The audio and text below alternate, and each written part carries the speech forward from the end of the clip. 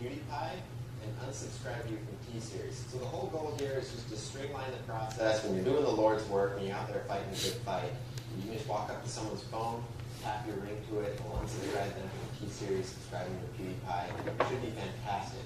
And now the ring itself, I'm going to be making it out of micarta.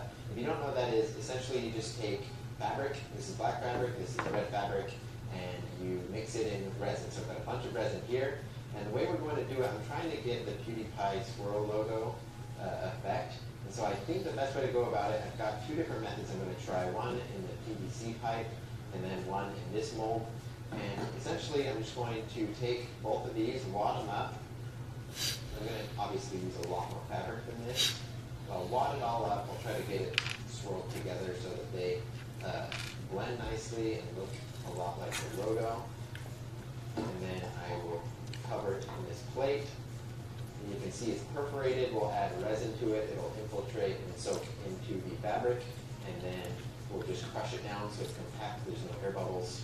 And then once it hardens, we should be able to pull out a slab of our micarta fabric. And once we cut into it, the goal is that it will resemble PewDiePie's swirl logo. And then the same thing goes for the PVC pipe method. It's just going to be, I'm going to try two different methods and see which gives us the best looking patterns. So I'll just take our fabric, stuff it in here. I'll use this piece of metal to cram it in there. And for both,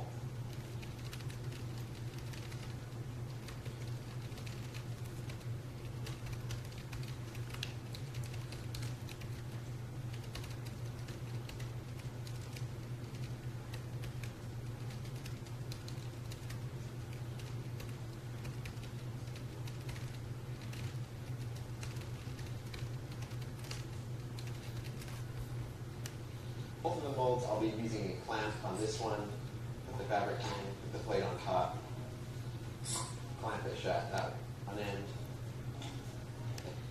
Trying to get something that will give me kind of a crazy swirled pattern, and so there's not a lot of science to it, just a lot of experimentation. And one thing that I didn't show it on camera because I didn't want to bore you guys, but I actually spent a week trying to perfect the pattern and figure out the best way to crumple the fabric in order to get it closely resemble that logo. So the material I use is actually a couple of iterations past what you see me making in the video, but the concepts are all the same. I just take this resin, and the first thing I need to do it after I mix in the catalyst is what makes it harden. I take it and I put it in my vacuum chamber, and that gets rid of any of the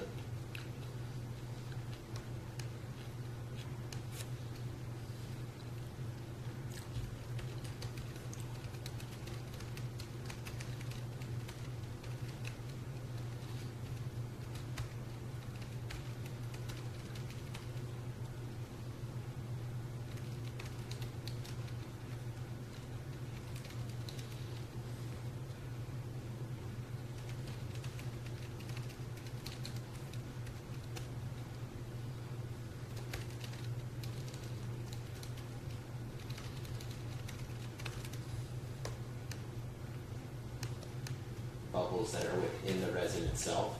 And then after that, I'm able to completely soak all of the fabric in that resin, and then I put it in the mold. And the reason I'm doing all the vacuum chamber stuff is because I'm trying to remove as many bubbles as possible. It might not be obvious, but if you've ever tried making micarta before, bubbles are like your worst enemy. It's really difficult to get them out, and they just get in places where you never even imagine. And so that's why you need to use so much pressure. That's why you need to use the vacuum chamber, all of that, is to get rid of any of those bubbles, because that can totally ruin your ring or anything else you're trying to make out of micarta. So now I have the resin and the fabric combined inside the PVC pipe, and then I'm taking this clamp here and I'm compressing the whole thing. And what this is doing is it's compressing all of that fabric and it's squeezing out any of the excess resin. Like I said, we only want the resin in there to hold everything together. We don't actually want clear spots in our final product. And it's squeezing out any of the excess resin. Like I said, we only want the resin in there to hold everything together. We don't actually want clear spots in our final product. That's going to make sure that the final product is as close as possible to a solid block of fabric with a minimal amount of resin. Now I'm going to repeat all of those steps, but this time with this square-shaped mold. So I degas the resin in the vacuum chamber, then I soak the fabric in it, I place it in the mold, and then I put that perforated top on top of it, obviously, and then I screw on all of these clamps, and I just compress it as hard as I can. And you can see just how much resin it removes from it. There's just a ton at the top that I can then pour in a waste cup. And again, it's just because we're trying to get rid of as much resin as possible. And for the final step, you guessed it, we're throwing it into the vacuum chamber for a second time. And it's going to be for the same exact reason again. We're just trying to get rid of every single bubble that we can because we don't want any of them. Now it's time to demold the pieces, and then I'll cut into them with a saw, and I'll give a nice preview of what the pattern is going to look like. And this is honestly one of the funnest parts of the project. It's pretty early in, but you get a really good look of that pattern that you've worked so hard to try to get. So obviously I pry all of the micarta out of the mold, and then I switch over to the miter saw, and this is when I cut some of the chunks out, and I can get a really nice preview of what the cross-section will look like. And you can see we did get some really nice swirls in it, and I was actually impressed with the way the first attempt turned out. But I think you'll agree, what I end up using is actually much better material. It was, like I said earlier, a couple of iterations after this first one, and I was able to get a much tighter swirl to it. And that's really important for a ring where it's so small. That way we still get a lot of the pattern showing up even though it's in such a small space. So now I've got the material made for our ring. It's time to get on to the actual ring making itself.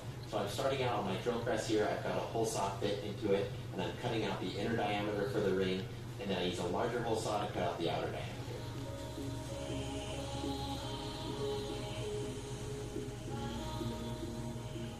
Now we have a really good preview of what the pattern is going to look like, and you can see for yourself.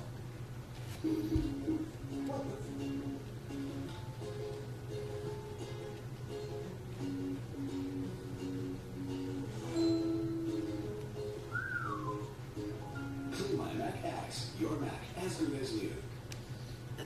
The pattern turned out really nicely. I think it genuinely matches PewDiePie's red and black swirl pretty closely.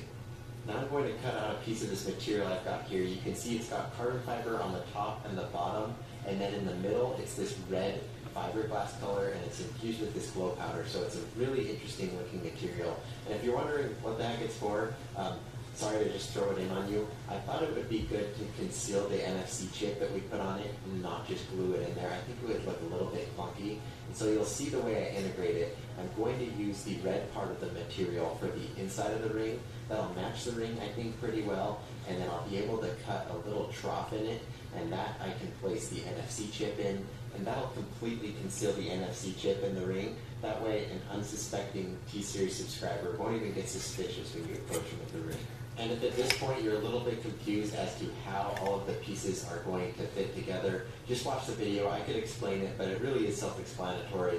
You'll see how I machine both of the pieces to fit together, and then I machine a little groove into the fiberglass section of the ring, and that's to fit the NFC chip into.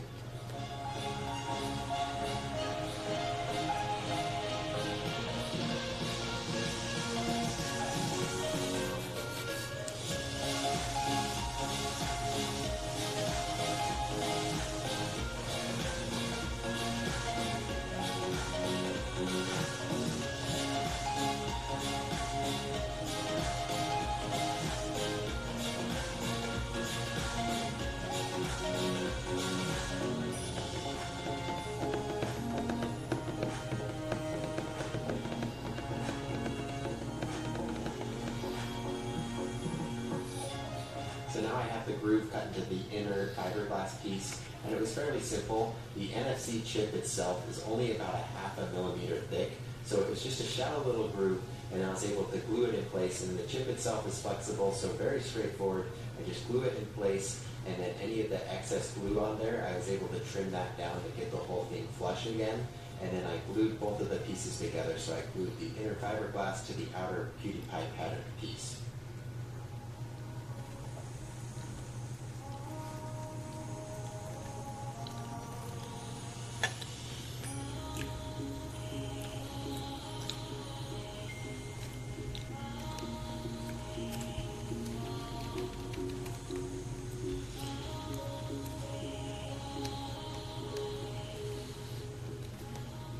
So now I've got everything put together. We really are in the home stretch now. So I just need to, at this point, trim everything down, do some sanding and polishing, as well as just some finishing touches to it. But then this thing will be finished, and I'm really excited to show you how it works. We put a lot of work into the actual programming of it. We had to figure out a couple of clever tricks to figure out how to get it to redirect twice.